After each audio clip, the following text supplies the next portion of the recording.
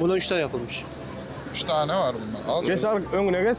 Ben o kadar detaylı... Abi önüne geç, bırak çıkayım. Neredeyiz? Ne yapıyorsun sen? Ya ben o kadar... Boşuna çekme ammi olayım.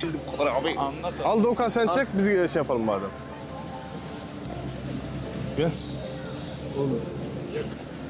O şu an ne mi diyen?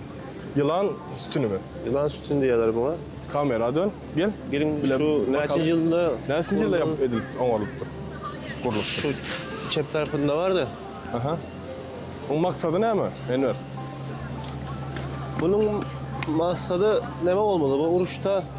Aha.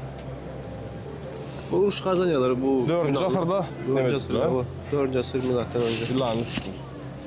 Başka? Bundan 3 tane yapılmış, Aha. edilmiş. 3 tane. 2 tanesi nerede mi? İksansı bir ise Neme'de olmalı. Gresse'de.